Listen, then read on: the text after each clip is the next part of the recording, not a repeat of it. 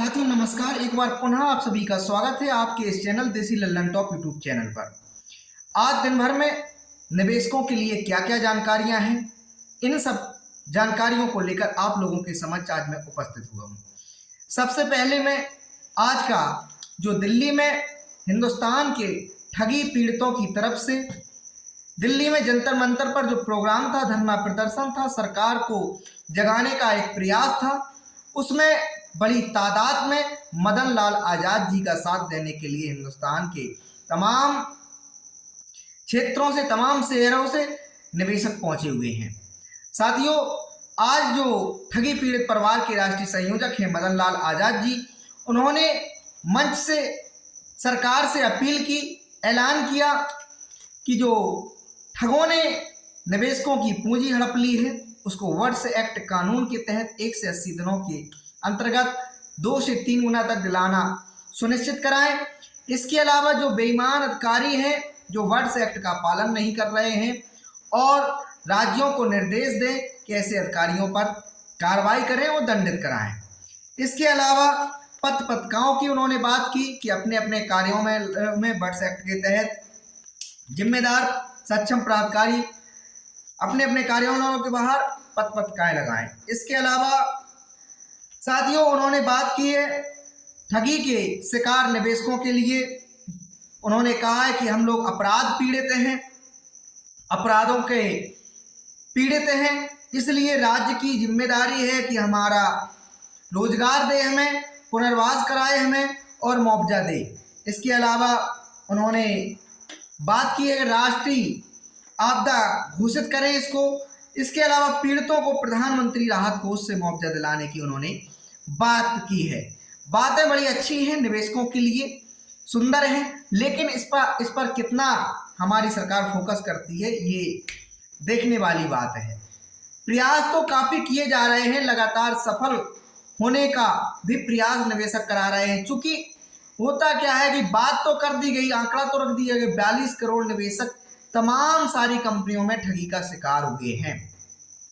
सहारा PACL तो दिखाई देता है ये बड़ी कंपनियां थी, बड़ी मात्रा में लोगों ने को ठगा, इससे करोड़ों लोग ठगे गए। लेकिन छोटी छोटी जो कंपनी, क्षेत्रीय कंपनियां थी, सैकड़ों हजारों की संख्या में हैं जो निवेशकों को ठग कर लूट कर चली गई। इनके खिलाफ राज्यों की सरकारों ने, पुलिस विभागों ने, जिलाधिकारियों ने कोई ऐसी कार्रवाई नहीं कर पाई जिससे निवेशकों का भुगतान दिलाना सुनिश्चित हो। उसी के संदर्भ में आज हिंदुस्तान के तमाम कोनों कोनों से ठगी पीड़ित निवेशक और एजेंट दिल्ली पहुंचे हुए थे। प्रधानमंत्री को संबोधन करना चाहते थे, प्रधानमंत्री को ज्ञापन देना चाहते थे, अपने भुगतान के दावा देना चाहते थे, यही सारी जानकारी थी। इसके अलावा मैं राजस्थान के संजीवनी क्रेडिट कोऑपरेटिव सोसाइटी लिमिटेड के निवेशकों के लिए महत्वपूर्ण जानकारी आज देना चाहता हूं। जो भी संजीवनी क्रेडिट कोऑपरेटिव सोसाइटी लिमिटेड के निवेशक हैं वो इस बात को समझ लें कि जो राजस्थान के प्रशासक हैं, प्रशासक नियुक्त किया गया था, इस पर आधिकारिक प्रशासक ने संजीवनी क्रेडिट कोऑपरेटिव सोसाइटी के नियुक्त किए गए थे। उन्होंने विज्ञापन छपवाया है अखबार में, 22 मार्च 2023 के अखबार में। 60 दिन के अंदर आपको अपने क्लेम इनके कार्यालय तक भेजना है। इसके बाद क्लेम दावे स्वीकार नहीं किए जाएंगे। और इसके अलावा इन्होंने अपील किया है कि संजीवनी क्रेडिट कोऑपरेटिव सोसाइटी के निवेशकों को या किसी अन्य व्यक्ति, जनता के लोगों को संजीवनी की चल अचल संपत्ति के बारे में जानकारी हो तो इनको जरूर उपलब्ध कराएं। आपको जो क्लेम भेजना है उसका भी पता है, आप लोग लिख लीजिए। उसका पता है Barmer central cooperative bank, Barmer central cooperative bank limited, Barmer, Mahavir Nagar, pin code है 344001। इस पते पर आपको संजीवनी क्रेडिट कोऑपरेटिव सोसाइटी के सर्टिफिकेट को लेकर पहुंचना है, क्लेम का अपना दावा पेश करना है। इसके अलावा साथियों, मैं एक बात और कहना चाहूँगा कि तमाम सारे जो निवेशक अलग अलग कंपनियों के हैं वो सुप्रीम कोर्ट में जाकर एक इस प्रकार से पिटीशन लगवाएं कि उनके फंडामेंटल राइट का फंडामेंटल जो राइट हैं उनको लाभ नहीं मिल रहा है, मूल अधिकारों का उनका हनन हो रहा है।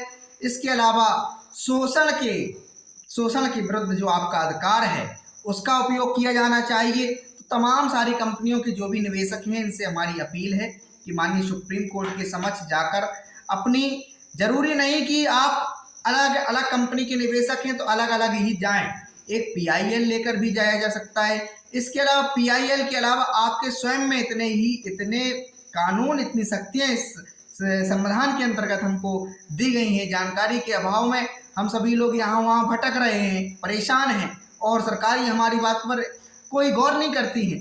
तो जो तमाम कंपनियों के निवेशक हैं इनसे हमारी एक विशेष अपील है कि संगठन तो काम कर रहे हैं, जो अलग अलग आंदोलन लड़ाइयाँ लड़ रहे हैं चल रही हैं, चलती रहेंगी, लेकिन न्यायालयों के समक्ष जाकर जब तक हम अपनी बात इस तरीके से नहीं रखेंगे जैसे ये राष्ट्रीय आपदा की तरह है। हिंदुस्तान की आधी आबादी इससे परेशान है, करीब 140 करोड़ लोग हिंदुस्तान में हैं और उसमें से हर घर परिवार का ऐसा कोई व्यक्ति नहीं है जिसका पैसा इन कंपनियों में डूबा ना हो। वो एक अलग बात है, कोई कुछ मात्रा में ऐसे हैं जिनकी घरों में नहीं है, लेकिन अधिकांशतः मैं समझता हूँ प्रत्येक घर में किसी न किसी कंपनी का निवेशक है और उसका पैसा डूबा हुआ है।